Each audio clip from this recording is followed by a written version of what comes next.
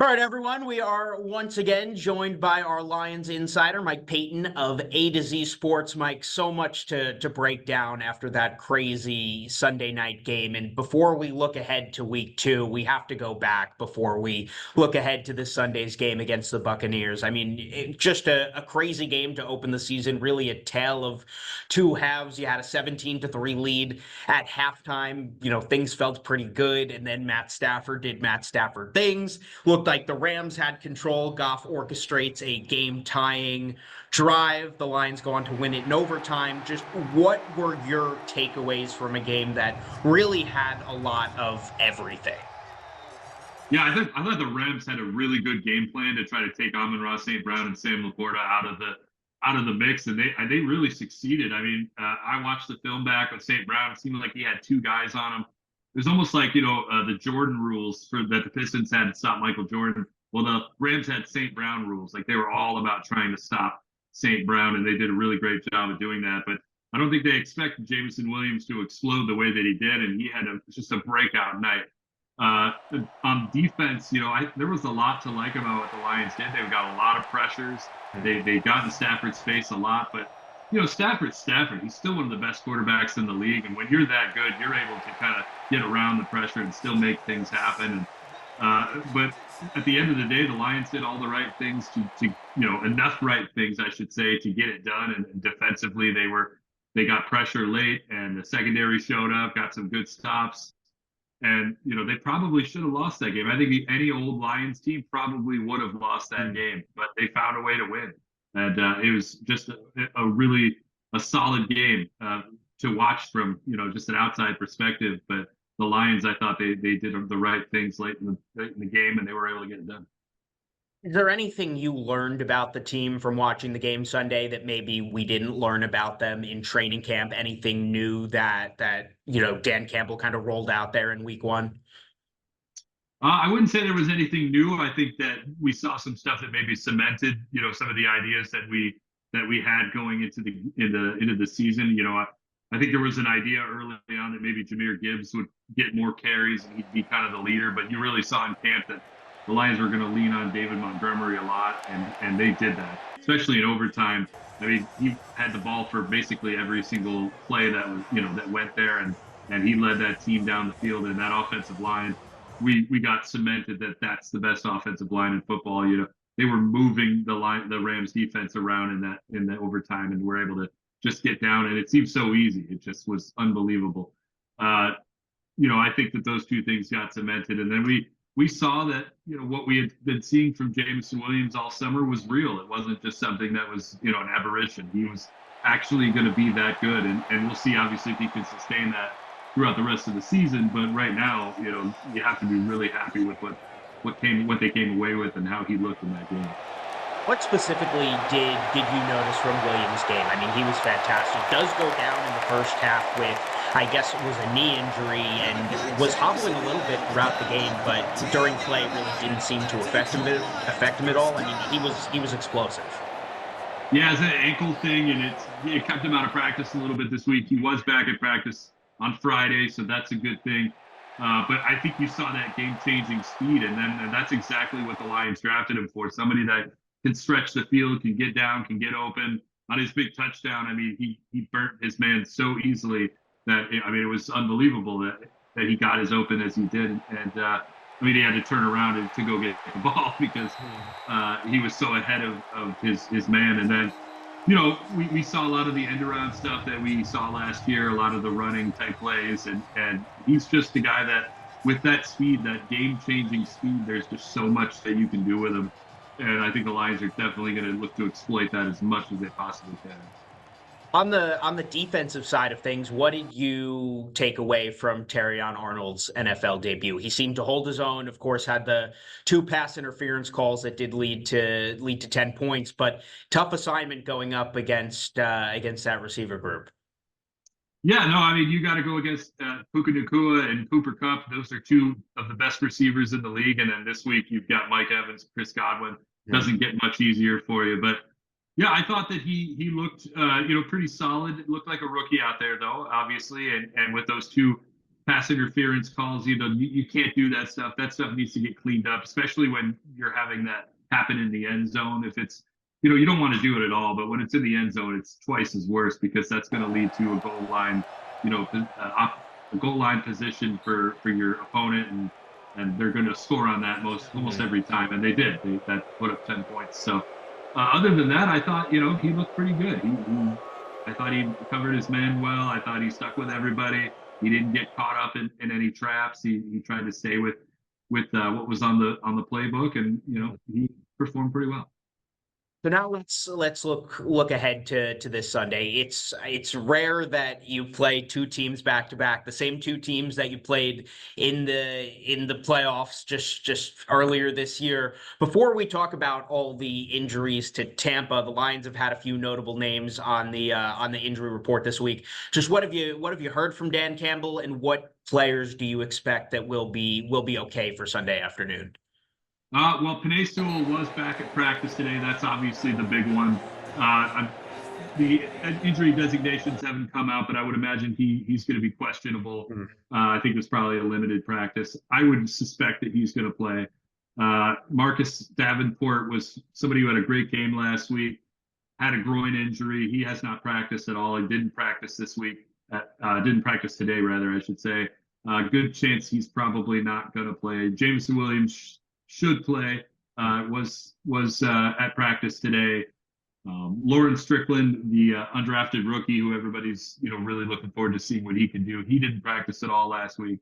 Came back, was a full participant all week, so we should probably see his debut this week. DJ Reader is the big one, another big one. He will play in this game. He practiced all week. He's expected to play. Dan Campbell talked about it this morning, and how he's looking forward to how he's going to open up things for the defensive line, especially if Davenport can't go, which again, it seems like that's going to be what happens. So.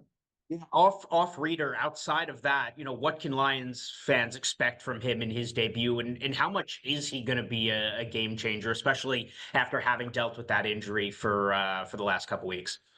Well, the big thing is that he's a space eater. Like he's going to take two offensive linemen with him every single time.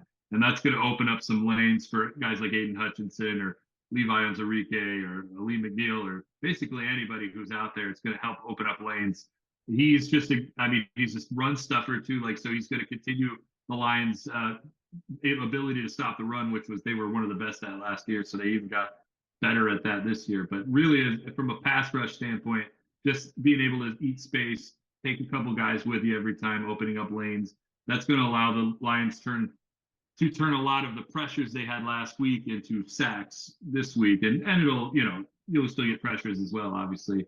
But having that also helps the secondary and the linebacking core as well, because they have a little bit more time to kind of get in position as opposed to, trying to get to where they need to be faster in order to stop what's happening. So, and with more pressure comes the ability to, obviously get rid of those fast passes, some of the no-huddle stuff that really kind of hurt them last week with Stafford. And obviously, Baker Mayfield's good, but he's not Matthew Stafford, so that's another good thing. So, and then for the Bucs, their injury report has been piling up for a little bit. From the last time we saw this team back in January, how different are they, and how much of a challenge do they possess coming back to town this weekend? Well, the big thing is that Antoine Winfield is going to be out for this game. That's an all-pro safety right there. Huge, huge loss for them.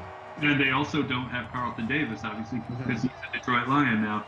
So that is going to be huge. Their secondary is kind of a little bit of a mess. They've got Zion McCollum, who's coming back from a concussion protocol. But he came in last year in the playoff game against the Lions when Jamel Dean went down, and the Lions attacked him immediately and really shredded him quite a bit. I think they went 4 for 4 on him.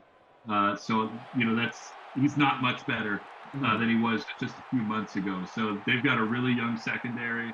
That's something to definitely pay attention to. I think that's where the Lions could have their best advantage. And then on the offensive line, Gadecki, their right tackle, he's not going to be playing more than likely. Hasn't been completely ruled out, but he has been in concussion protocol all week, including today. So another team with a missing starting tackle, that's huge for the Lions. They got to take advantage of that, just like they did last week. And it gets in Mayfield. They spent obviously so much time going up against these receivers in camp, in practices, and how much do you feel that actually helps in a game week that he can sit down with the coaches and help put a game plan together for Sunday? Yeah, I think it helps a lot because not just necessarily from a plan standpoint, but you kind of know these little peccadillos, these little intricacies that that Evans and Goodwin show in camp. You know that a little bit more than you would just kind of watching the film.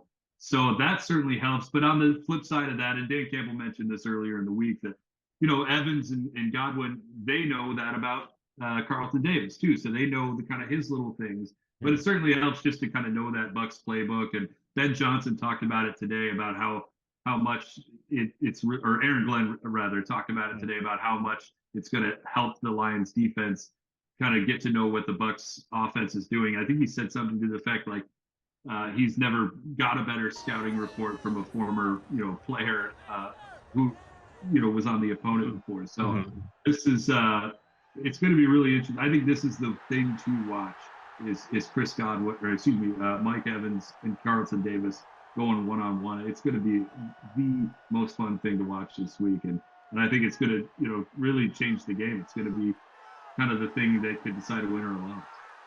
What do you think is the biggest challenge the Lions will have with this team? I feel like with this Bucs team, especially going back to last year, they're one that I personally have always underrated. Maybe that's just my preconceived notion of Baker Mayfield in the past, but they always seem to outperform expectations going back to last year, and they looked pretty good in Week 1, even though it was a pretty lowly Commanders team.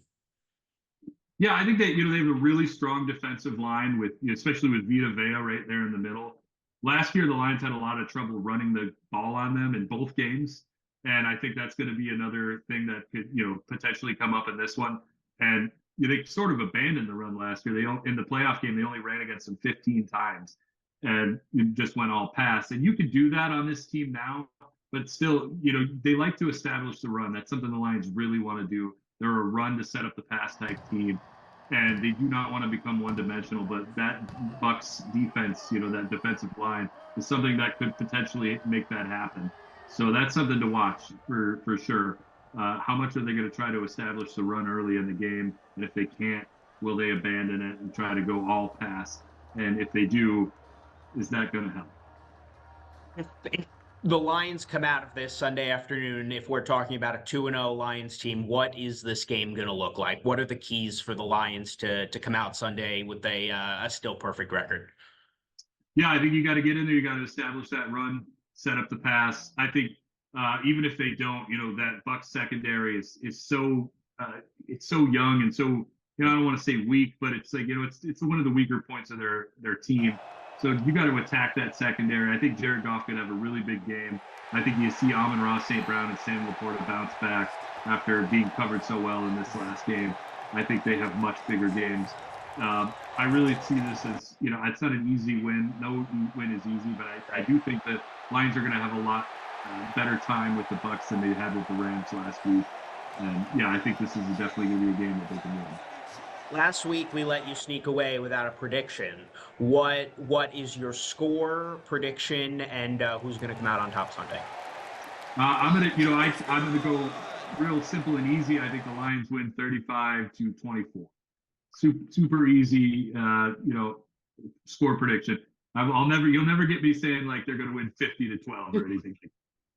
Well, I think Lions fans will take a win no matter what. Mike, we appreciate it as always. We will catch up with you again for next week before the Lions hit the road for the first time this season. You can catch all Mike's stuff on A to Z Sports. A lot of good stuff leading up to this weekend's game with the Bucs. Appreciate it, Mike. Absolutely, Jake. Thank you.